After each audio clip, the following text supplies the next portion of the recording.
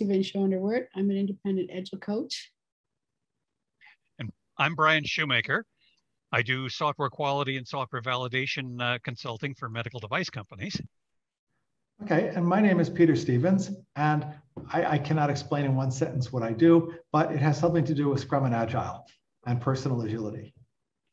And you're the guy with a question for us, right, Peter? I have a question for you, yes. Well, I have a new mandate, and I'm working with a company that produces medical devices. And, you know, I've heard a lot about, you know, people say, oh, you're doing medical, and oh, you're doing, you know, regulated environment, and oh, that's complicated. You can't do that with Agile.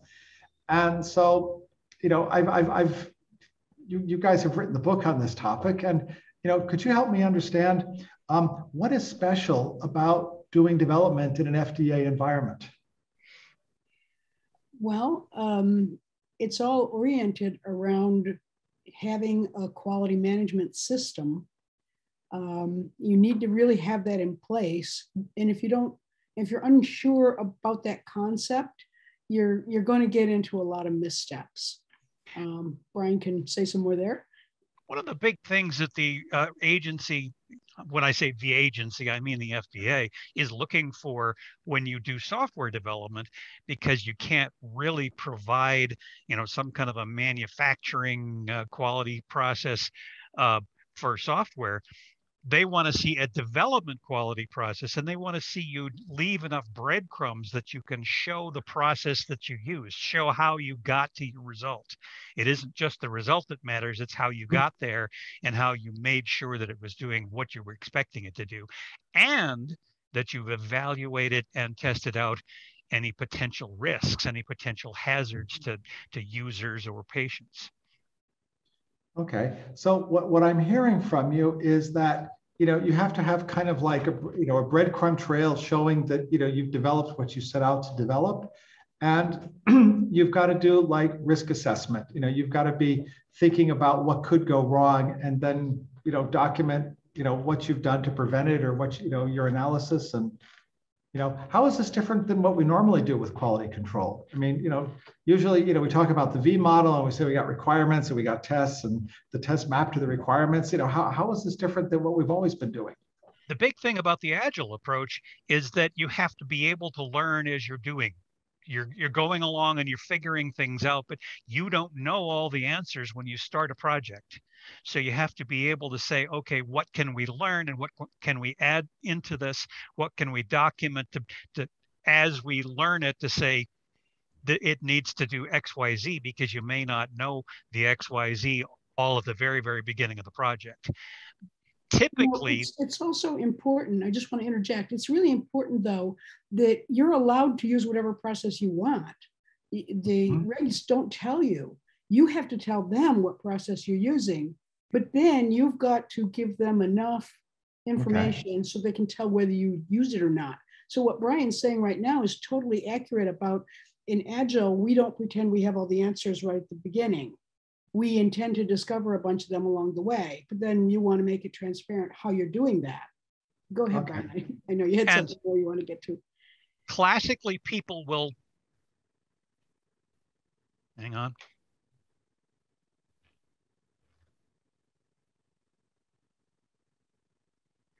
Classically, people will look at this diagram in the design control guidance that the FDA has put out and say, well, yeah, that indicates that we have to start off with all our user needs, and then from those develop design input and do this in a sequential process. But that isn't and never was the intention of this diagram.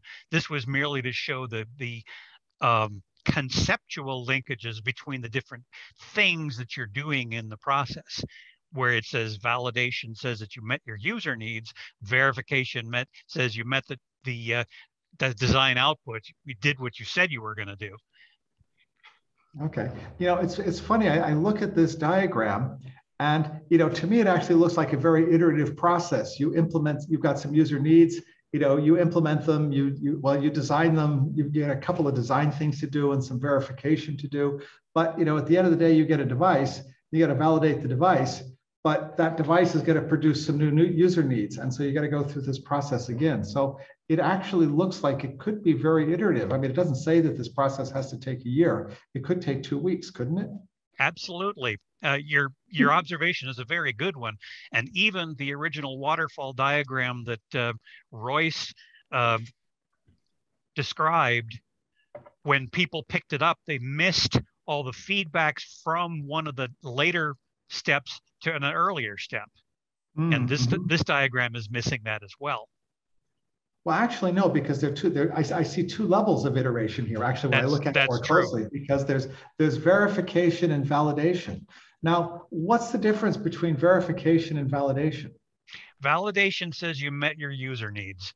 That's frequently done by actually having people run one of the types of tests that I think is a very good validation test is a process where you check out the human factors of a device or a design or whatever for people to be able to say, yeah, this does what I need to do, or no, this is missing something about the process that we normally follow.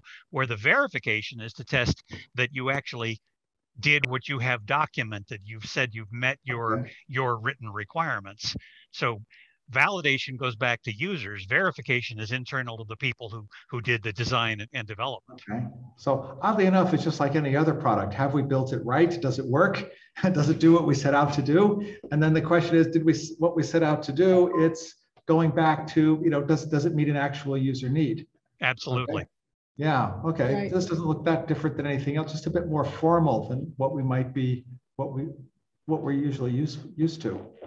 One of the things that I've heard, when I talk to people here in Switzerland, we got a lot of people in the pharma industry, and they say, well, this is how we work in a regulated environment, and we've got this defined process, and we're not allowed to change the process. And because we're not allowed to change the process, we obviously can't apply agile methods to do it.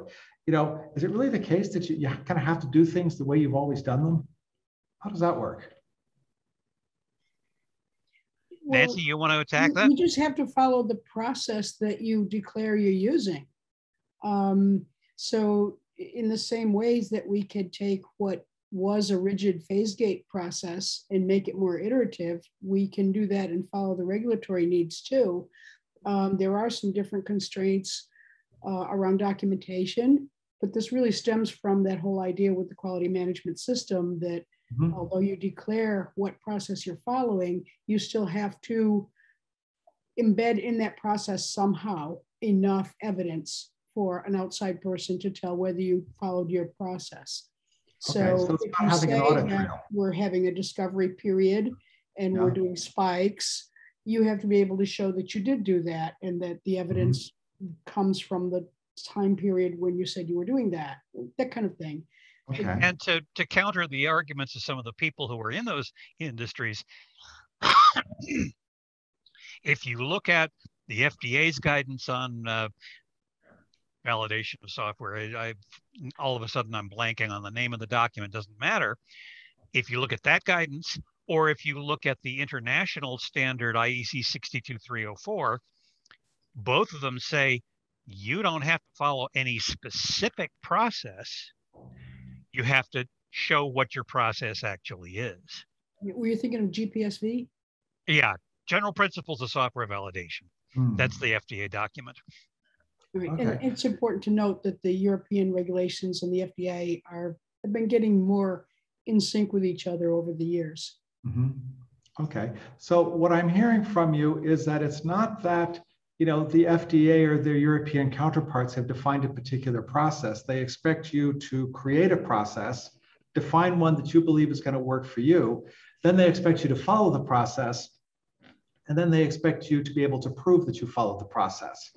Okay, and if you do these things, then there's nothing getting in the way of saying, okay, we're going to create a Scrum-based process or an Agile-based process, and you have to define it and maybe show that it meets these requirements for validation and verification. But if you do that and then you follow the process and you show that you followed it, then you should be good to go. That's Yes, right. and it's not like there's no holds barred. Not Yeah. just any process will work. You have to be able to, again, go back to that concept of giving your breadcrumb trail. You have to be able to Right. show that you did certain kinds of things. It isn't even that you have to provide certain specific documents, a requirements document and a unit test document and all that. You can slice and dice them however best works for you, but you just have to have the documented evidence that you've done certain kinds of things.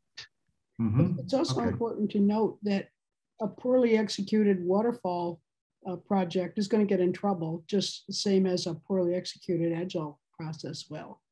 Mm-hmm. You know, if you start off with a process and then things just go haywire, and if you don't follow, and you're trying to catch up and tick box your way through, it's not going to work. And in fact, we have found that the groups that we've looked at and talked to that actually use an agile process tend to have a more disciplined process than those who say that they're doing waterfall, because it's frequently so very difficult to know everything up front and then follow a strict sequenced process. Mm-hmm. Okay. So does that wrap up this topic for you, Peter? Oh, definitely. So what I'm hearing is, the reason why people might think that you're not allowed to change the process is you actually have to define a process and then follow that process. And if you're going to switch, say, from a phase-based approach to a agile approach, that's a big change. Not something you just say, oh, we're going to start doing Scrum. You actually have to create this new process and say, how are we going to do it with Scrum, so that you can, bring the necessary documentation back to, back to the authorities for the validation at the end. Absolutely. And we've seen companies we've talked to have had to try start over again. They've gone down the agile route, and whatever didn't work out well, and they went back and revised it. Yeah. Okay. So if you're coming, so you're the agile guy, you're coming into this med tech company, and you want them to be more agile in their development approaches. What's going to be different from your perspective? What are you going to have to do differently as an agilist? Where are we going to see these requirements for the FDA? Like you talked about a quality management system. Is this a software that I have to buy? Is this, what's going to be different when I'm developing medical devices in an agile way, or medical products, not just products in general? What I've seen happen is that companies need to focus their procedures, their SOPs, more on what they produce, what the output is, than on what the sequence of activities should be. Okay. So their software development process needs to focus on, you need to do risk management, you need to create user requirements, you need to create tests that demonstrate all the user requirements and have traceability among them.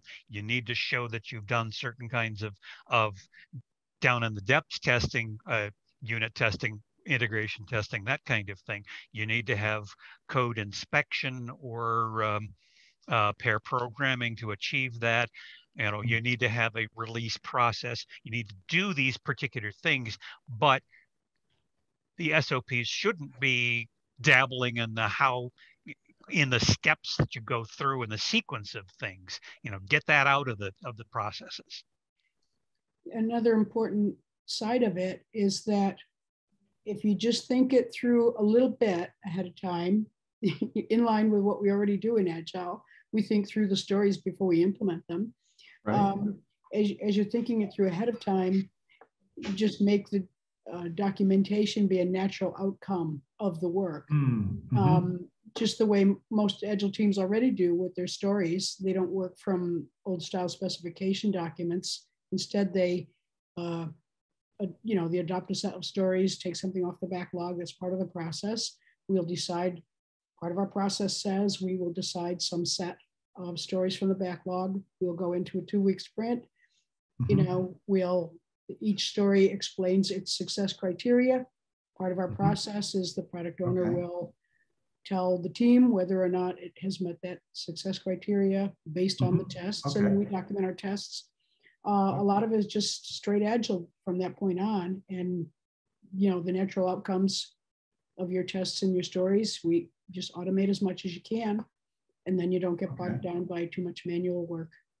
Okay, so what I'm hearing on the one hand is the process of backlog refinement, the way Agilists usually do it, that stays consistent. Okay, so we talk to the team and the product owner, they talk to each other. What does this requirement mean? They come up with some acceptance criteria, which the team is going to go off and implement. And at the end of at the very latest at the end of the sprint, if not sooner, you're going to validate together, and the product owner is going to put his or her signature on it that we've met the requirements that we set out to achieve.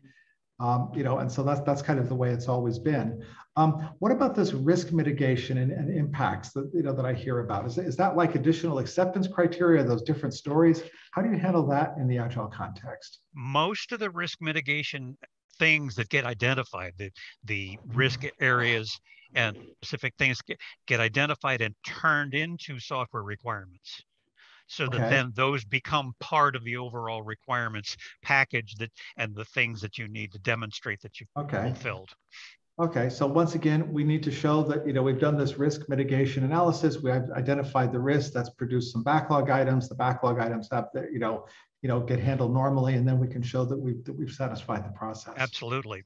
We also recommend that people somehow label or tag the stories that compose mitigations of risks, because one of the patterns for problems in medical devices is that later changes come along and they unwittingly disable something that was a risk mitigation, and the risk hasn't gone away. So when that kind of thing happens, you're setting yourself up for an accident to happen. So we recommend that people be mindful in some additional way about which stories comprise a part of or a whole risk mitigation. And, just keep the threads, keep the traceability of that, so that you're conscious of, if something's changed to really remove that risk, then you might want to revisit the mitigations around it. But the one we're really worried about is people unwittingly defeating a risk mitigation. So it's kind of like introducing bugs in your code. You've got the same problem with risk mitigations. If you change something here, that might cause a risk to reappear a bit later. Yeah, very similar. Okay. So it's very similar to what we've always been doing as Agilists, but just with the additional, how shall I say, the additional emphasis on the risk management and limiting the negative impacts and making sure that it's not just did we break the code, but did we break the risk handling as well. Okay. Right. That's cool. This has been really informative. Well, I really appreciate this, because as I say, I'm going into this industry for the first time in a more detailed way fairly soon. If you were going to give me a tip for the road, maybe one last suggestion to pay attention to as we move forward, what would that be? For me, I would say try to avoid the mindset of we don't want to tell our auditors anything or our regulatory people. Yeah, I would say try to avoid that mindset that there's somehow an adversary. When they understand the workings of Agile, we have found that a lot of them, really want to do their part. And the point that I would make is keep your processes flexible. Write down the things that you really need to do. Try to avoid codifying things that you might need to fool around with or try a little bit differently at another point. So keep that flexibility in there. So you can actually leave some flexibility in the definition of your processes to do things differently in certain circumstances. And that's what retrospectives are all about. Okay. Yeah. You get to define your process. Yep. Okay. Retrospective is part of the process. Changing the process is part of the process. Oh, that's interesting. Yes, it absolutely is. Well, that's powerful. That's called continuous improvement. I've heard of that. A buzzword. It's a buzzword in the quality assurance area. Okay. Cool. There's some use for that after all.